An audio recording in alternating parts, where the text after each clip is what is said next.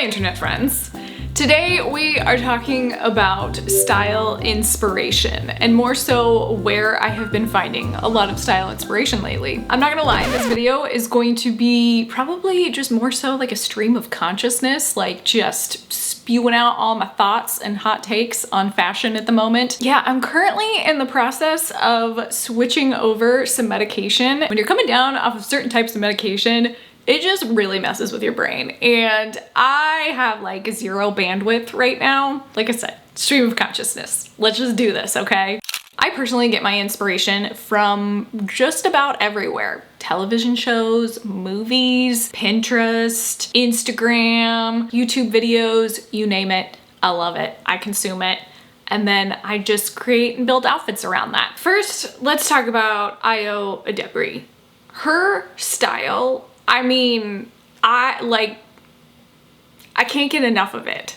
She has been capturing so many different looks that I feel like mesh all of these different style archetypes or style genres that I love. And she is doing it so seamlessly. If you have not watched The Bear, this is not spoilers, but please, by all means, start watching The Bear. The very first episode of The Bear, I knew it was going to be somewhat linked to fashion because the very first, like, I don't know, 10 minutes, he's selling his vintage salvaged Levi collection. This is original Big E red line salvage, right? From 1944. You can get $12.50 for that on eBay tonight.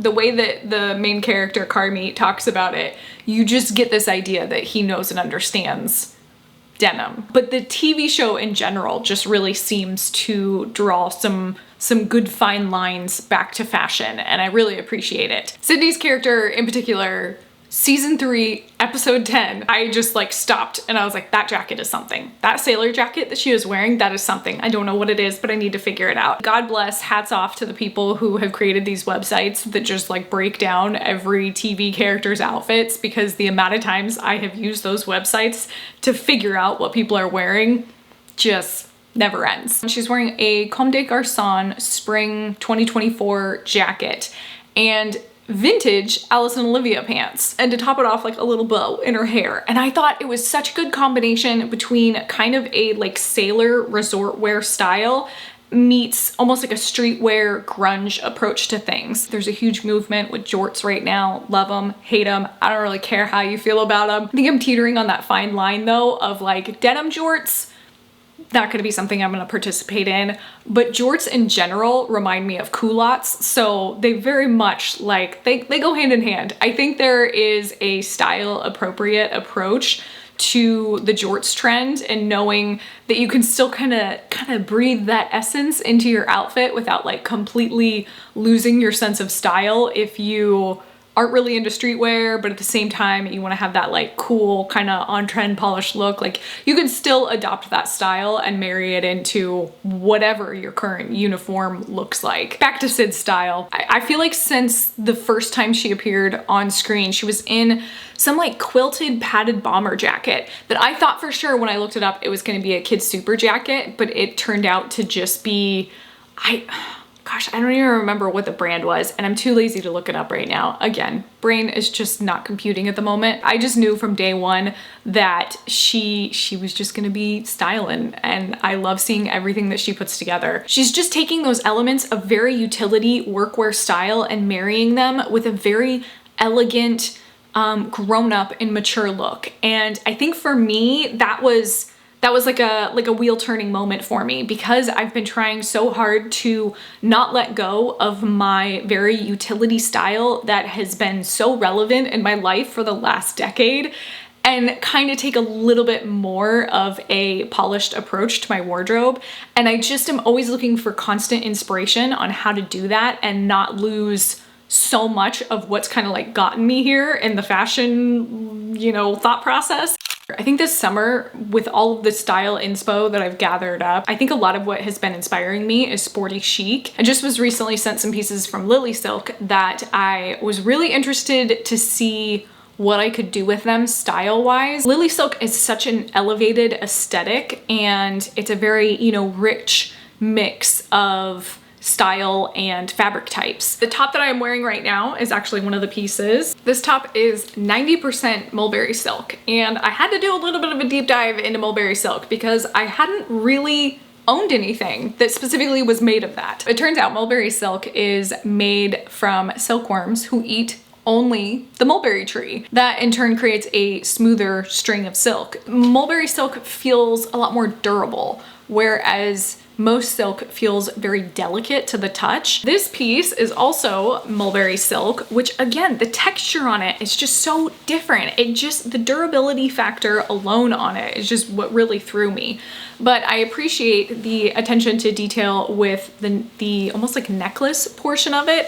It very much reminds me of the 1970s trend, like rolling the fabric around a necklace to create a top. Mulberry silk, man. I'm on board. I'm here for it. The belle of the ball though has to be these 100% mulberry silk sailor shorts. I've actually been on the hunt for sailor pants for ages, and I feel like this is just exactly what I needed. Beautiful shorts that I feel like go so well with this 100% cashmere button down. This is such a beautiful knit. I feel like it's one of those sweaters too that you can so easily just like do a little, you know, prepster style, like that kind of 1980s vibe that's going on right now. Thank you to Lilysilk for sending me these pieces. They are such a good wardrobe addition, and I feel like they are really helping me kind of capture and again articulate the style ideas that I've had in my head. I'll leave a link down below to all of the items that I featured in this video.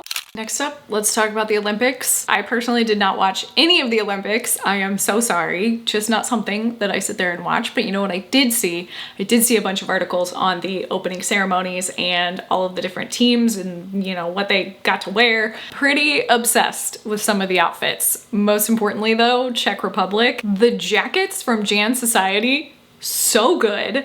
Loved the printing on them. Loved the free-flowingness of them. I really thoroughly enjoyed that specific jacket, but also just pretty much any of the kind of polished sportswear in general, which is a trend that instantly hit Instagram after the Olympics started. I mean, I am seeing so many content creators just creating these like polished, again, sportswear look. Bermuda shorts, tailored jackets. I really did enjoy looking through all of the opening ceremony outfits though. I think there were just so many different unique takes. USA with their classic polo blazers. Taiwan almost had like a Gucci infused aesthetic to it, like Gucci circa, you know, 2020, that kind of very almost like avant style to it. I really enjoyed seeing all of those looks. Just so many good tailored suits, I would say.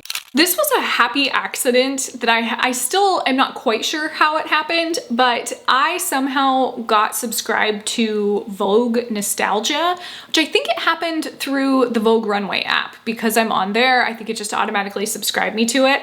And it has been like the gift that keeps on giving. Every single time I get an email from them, what they do is they pull from the archives and feature some article that was from years past. But one of my personal favorites was an article from 2017 that I just got lost in. It is Sarah Jessica Parker narrates the history of 70s fashion in Vogue. From there, it turns out it was for their 125-year anniversary. She did multiple episodes, so she didn't just do the 70s fashion. They're very small, like slices or snippets of narration, so it's not some like crazy deep dive documentary style, but it is just a very nice way to just kind of watch a quick video and wake yourself up to the history of certain decades, which is something that I thoroughly enjoy. I really truly think if fashion is something that you're interested in, it is just like any other type of education. It is something that you constantly have to keep seeking out more and more information in. I think sometimes fashion can feel a little intimidating because there are certain people who will take like buzzwords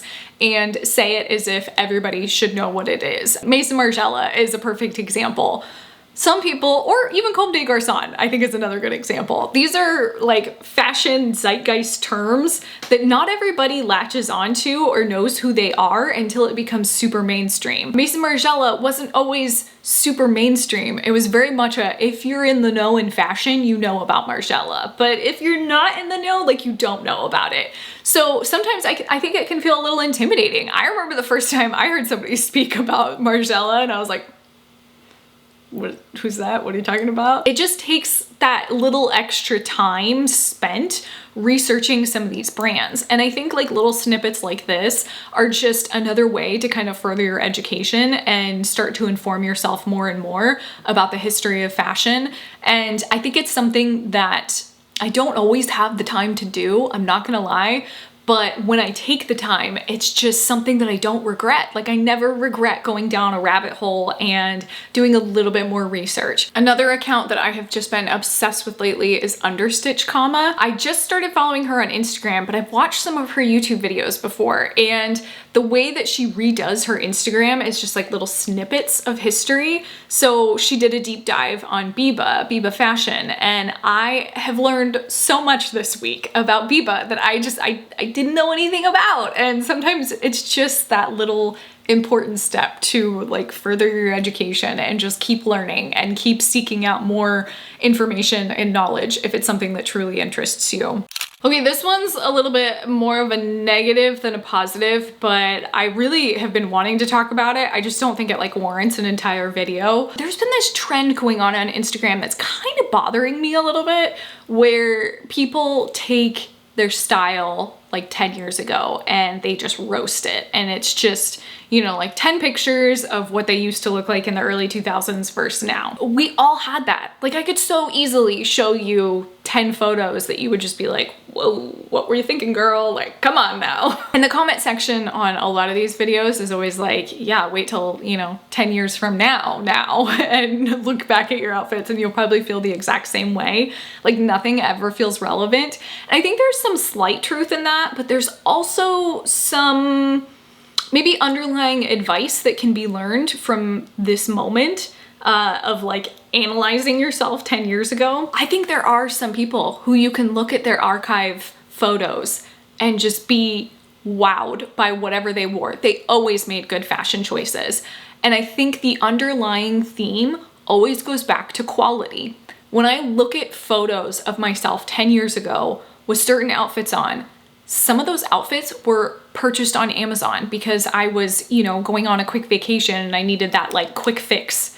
Or some of them were purchased from Forever 21 because I was on a budget and I didn't have the means to afford certain clothing and I hadn't discovered the art of thrifting just yet. I think a lot of that is learning quality clothing. I've already talked about this at length, but like that's a lot of why I have shifted my storyline and like why I want to teach you not just how to go to the thrift store and just buy.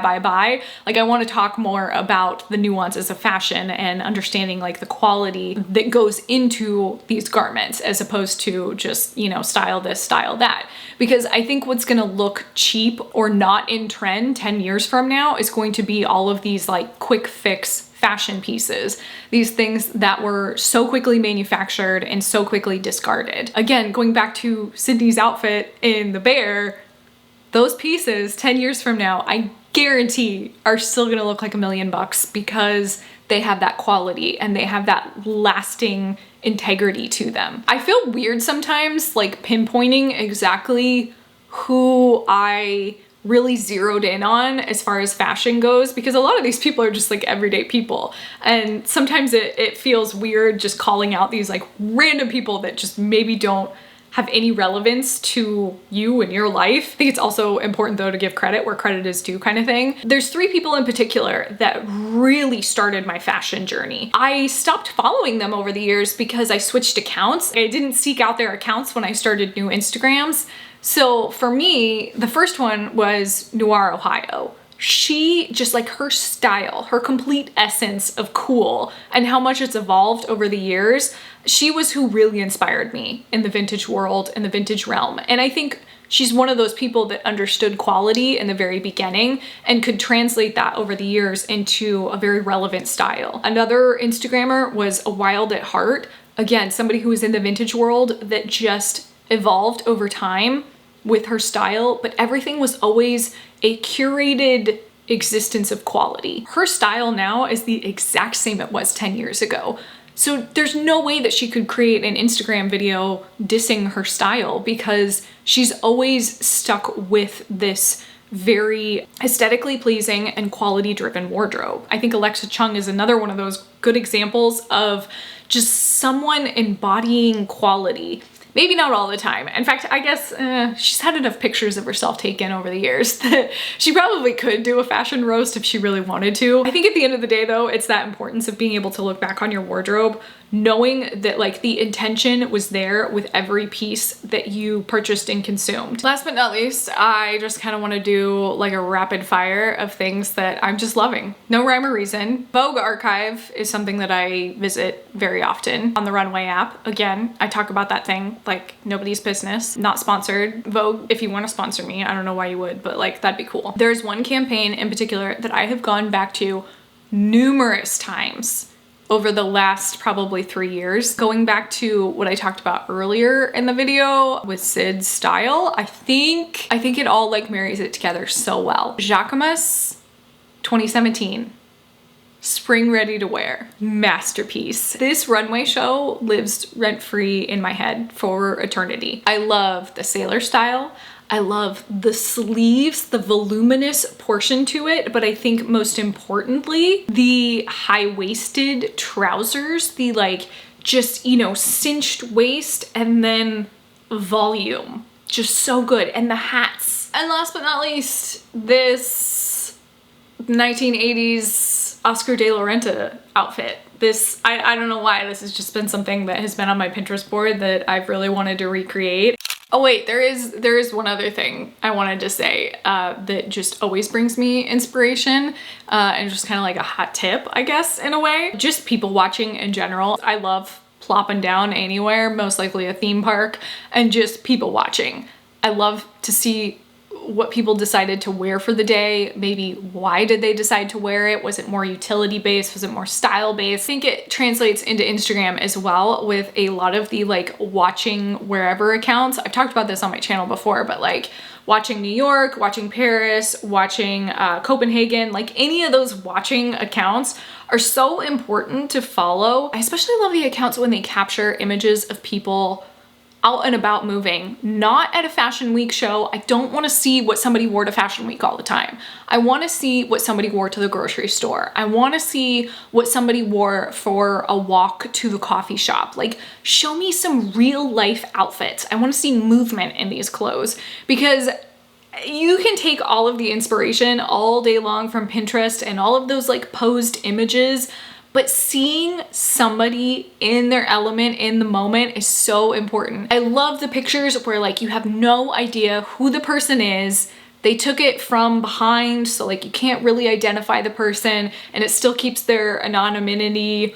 Anonymity, is that the right word? They remain anonymous. You have no idea who that person is. I think that's important because it just lets you soak in the outfit. It just lets you see exactly what that person was wearing, and you can see the movement and the friction and the clothes. I want to see something that is lived in. That is what speaks to me as far as style goes. That was my hot take on all of the current things that are inspiring me lately. I have no idea if any of this is even going to make sense when I get it into edit. Again, stream of consciousness, man, you know? Hopefully by my next video, I will be a little bit more awake and my brain and my mouth will be a little bit better connected. Thank you so much for watching and hanging out with me. If you're new around here, might have a couple extra videos for you right here and right here, and I will see you in the next one. Bye.